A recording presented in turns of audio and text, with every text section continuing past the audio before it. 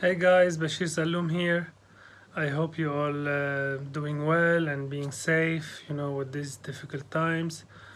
Today, for the first time, I'm gonna walk you through my workflow and some projects. Actually, one project I did, it's gonna be released on Juicebox Music on April 5th. So, yeah, let's dive into it and I hope you enjoy it. Hey guys, so this is my project track I made during the pandemic. It's called Illusions. It's gonna be released on Juicebox Music, part of 2 tracks EP and 2 remixes. One is from amazing Indian talented artist called Weird Sounding Dude.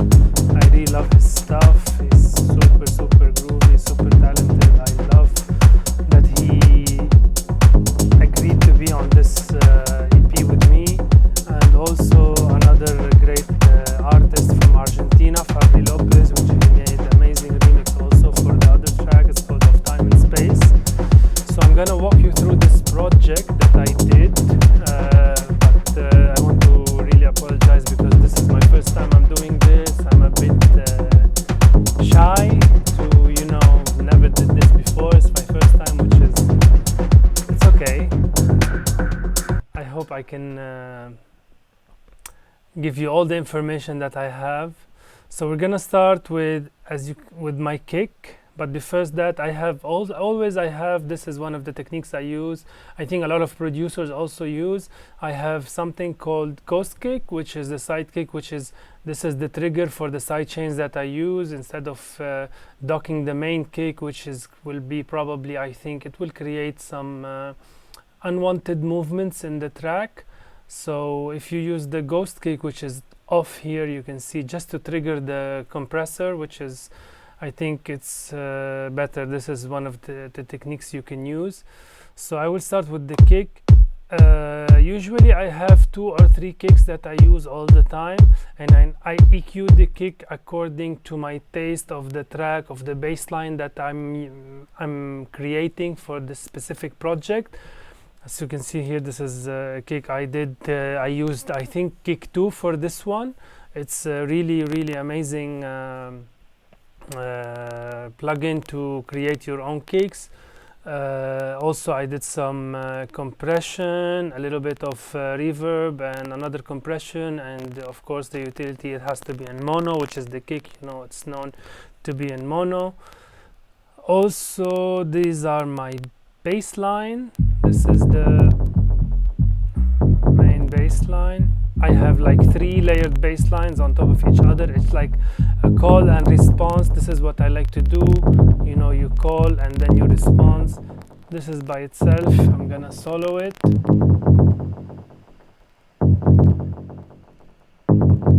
Let's put the volume a little bit up. Okay. If you do these are the toms, and this is, I like to call it the driving bass line. So usually what I use for my bass lines are Omnisphere, Trillion, and I have my Moog, my analog synth. I use it a lot for this driving, like an ARP kind of bass lines to give the drive and thickness. I like it. I like the Moog because it has a lot of thickness in his sounds, especially the low ends. So together with the kick, they sound like this.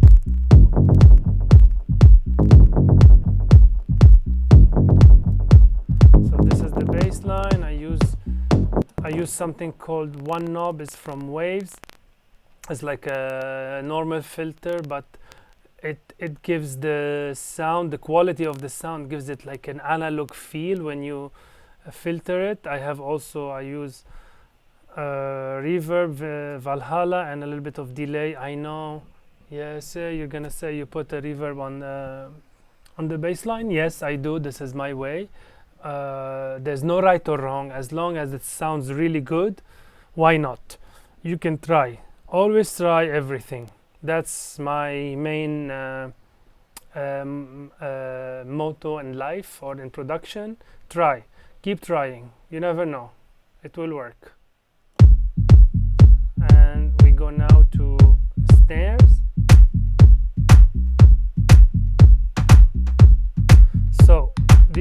snares, I use impulse.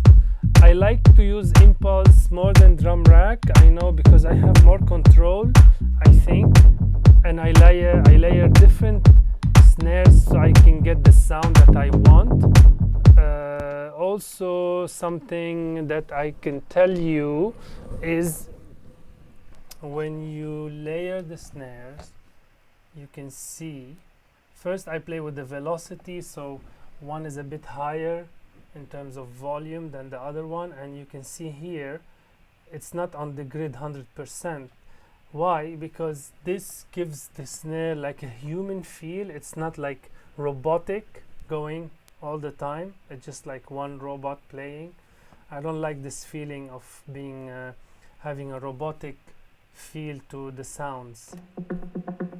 Okay, so this is like a harp. I think this one I made on the sub 37, and then I recorded it to audio just to save on a bit on the CPU. So with the kick they sound like this.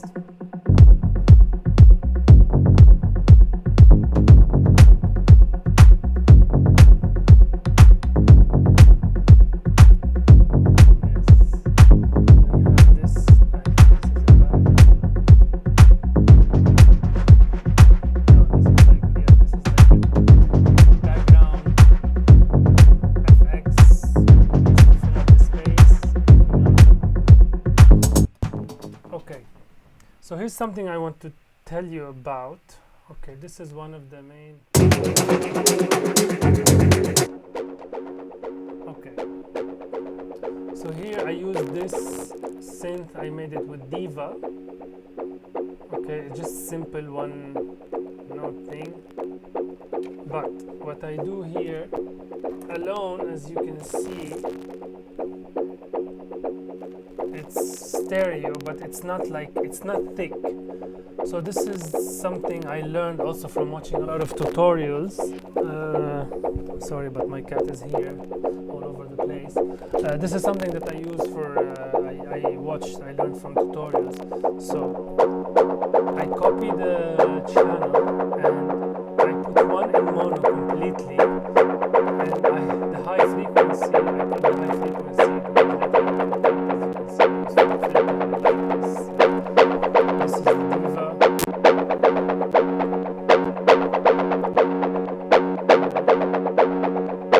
So you can listen. So it's not that thick by itself. So yeah, this is one technique you can use.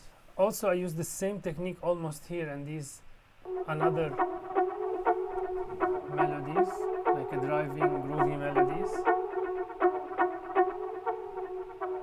Okay, this one is, you can see I use also a little bit of sidechain to create the movement. Also another element, same one. This is the same one, different keys.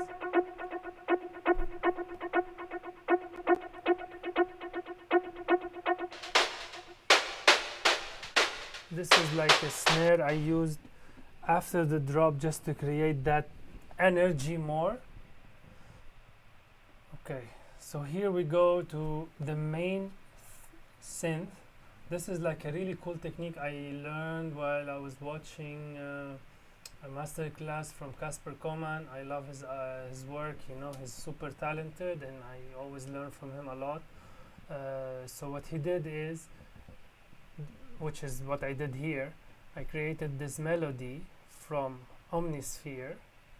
Okay, you can hear the melody now, it's by itself. So what he did usually is he created another channel and he put waves, which is this one, and he put this the input coming from Omnisphere into the waves. Okay, and of course you play with the waves here. It's just, I love waves, I love wavetable, it's an amazing tool. And I put also a little bit of tremolator just to create more movements, and of course a vintage reverb just to fit it in the mix properly. So I'm gonna make you listen with and without this other channel. it gives the synth more character and thickness. You can hear now. Okay, this is with the wavetable and this is without the wavetable. You can clearly feel the difference. It gives it like a thickness and an analog feel to it. Listen. You can see, you can tell, of course.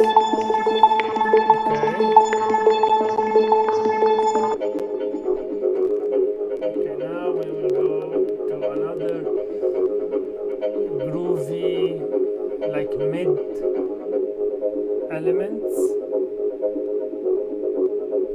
This is also, I used Omnisphere. I think Omnisphere is one of my favorite tools to go to. So what I did here, because I wanted this specific element to have a little bit of distortion and thickness to it, so I used the one knob, which is from Wave, and the decapitator, which gives it that distortion feel, and I automated the decapitator into the synth, so it's not always the same. I like to change it so it's not in one loop.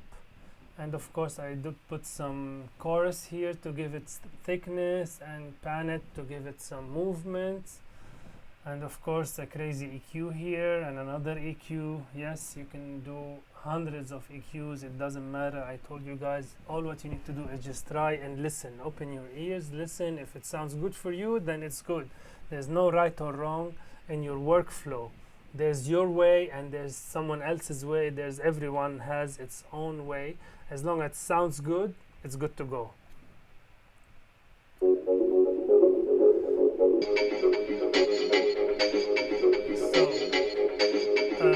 can hear here, you can listen here a little bit of synth with like a little bit of a percussion.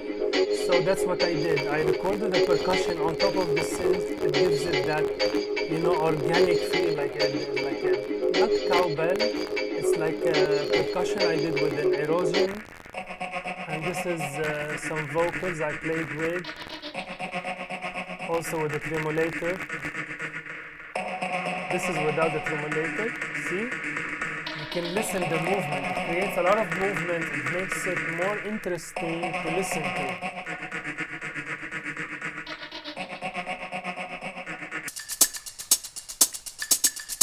And now this is my hats.